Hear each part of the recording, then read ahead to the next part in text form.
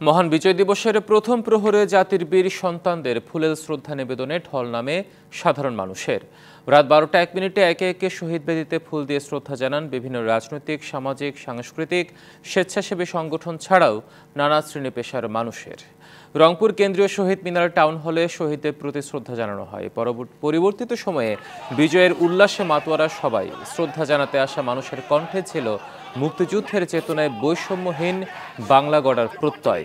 দিনব্যাপী জেলা প্রশাসনের পক্ষ থেকে নানা আনুষ্ঠানিকতা থাকলেও প্রতি বছরের মতো এবারও রাতেই কুয়াশা ভেদ করে বীর শহীদদের শ্রদ্ধা জানাতে আসেন অনেকেই। আগতদের চোখে মুখে ছিল বিজয়ের উল্লাস, পোশাকে ছিল দেশপ্রেমের আবহ। একইভাবে ঝিনাইদহেও প্রথম প্রহরে শ্রদ্ধা জানানো হয় বীর শহীদদের। সাধারণ মানুষের পাশাপাশি মিছিল নিয়ে শ্রদ্ধা জানান রাজনৈতিক, সামাজিক ও ছাত্র সংগঠনগুলো।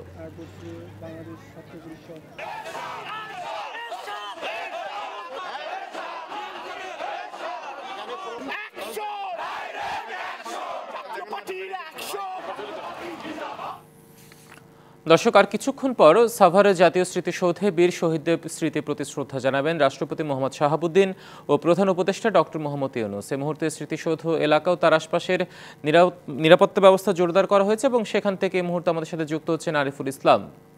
আরিফ, যেমনটি জানাচ্ছিলাম একটু পরে হয়তো সেখানে প্রধান উপদেষ্টা এবং রাষ্ট্রপতি সেখানে ফুলেল শ্রদ্ধা জানাবেন বীর শহীদদের প্রতি। তাদের আগমনকে ঘিরে সেখানে নিরাপত্তা ব্যবস্থা কেমন দেখছেন? এছাড়াও সেখানে শ্রদ্ধা জানাতে আসা মানুষের ঢল কেমন দেখছেন?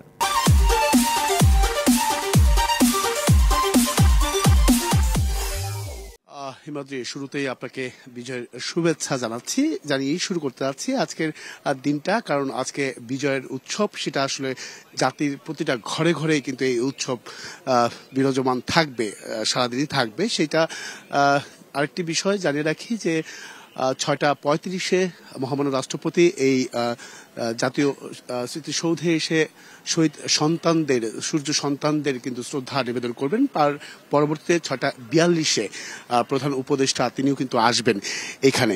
তো এই আসার প্রেক্ষিতে নিরাপত্তা, আইনশৃঙ্খলা বাহিনীর পক্ষ থেকে যে নিরাপত্তা জোরদার করা হয়েছে সেটা কিন্তু দেখার মতো। কারণ এখানে সব ধরনের যে গোয়েন্দা সংস্থা রয়েছে, বিভিন্ন সংস্থার প্রত্যেকে কিন্তু যার যার অবস্থান থেকে নিরাপত্তা জোরদার করেছেন। পাশাপাশি আমি ঢাকা গাবতলী থেকে আমি যে বিষয়টি দেখেছি, প্রতিটা রাস্তাঘাটে পুলিশের নিরাপত্তা জোরদারের যে বিষয়টি সেটাও আমরা লক্ষ্য করেছি।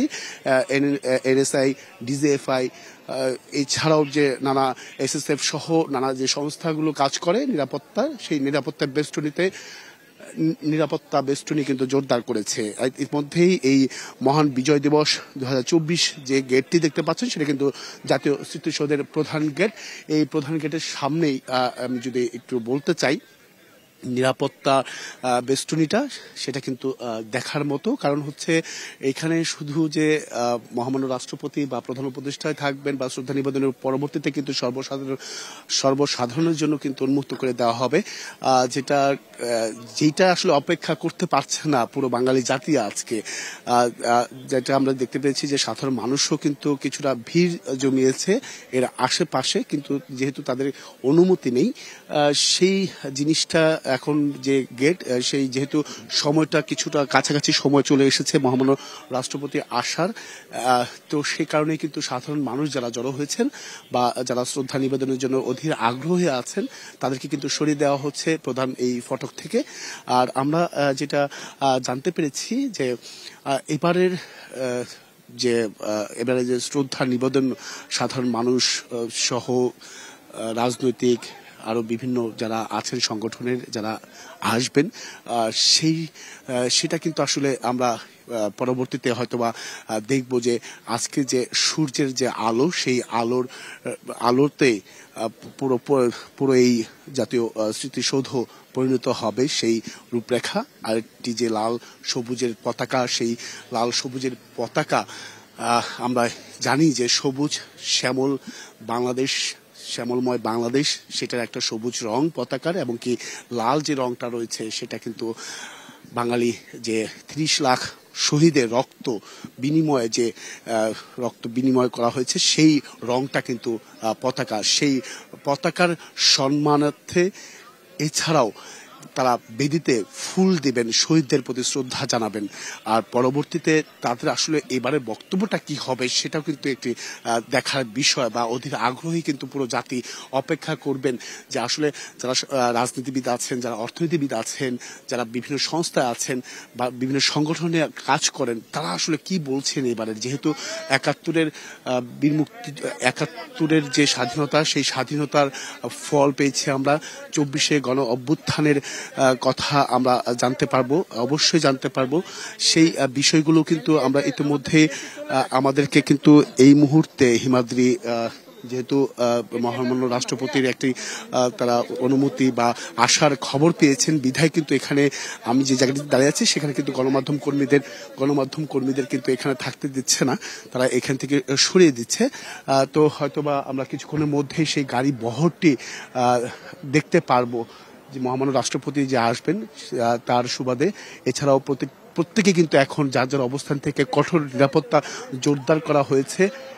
যে যার অবস্থান থেকে আপনি দেখতে পাচ্ছেন যে এসএসএফ এর গাড়ি একটি প্রবেশ করবে এখন। আর এছাড়াও ধাপে ধাপে পুরো সড়কটি কিন্তু এখন বন্ধ করে দিয়েছে, বিশেষ করে গাবতলী আরিচা মহাসড়ক যেটা আছে সেই সড়কটি কিন্তু বন্ধ করে দিয়েছে। এই কোনো গাড়ি চলাচল করতে দেওয়া হচ্ছে না, পাশাপাশি সাধারণ মানুষও কিন্তু চলাচল করতে পারছে না। তো এইখানে আসলে যে প্রধান ফটকে আমি দাঁড়িয়ে আছি, কিছুক্ষণ পর পরে কিন্তু আইন শৃঙ্খলা বাহিনীর পক্ষ থেকে এখানে সরে যাওয়ার কথা বলছেন।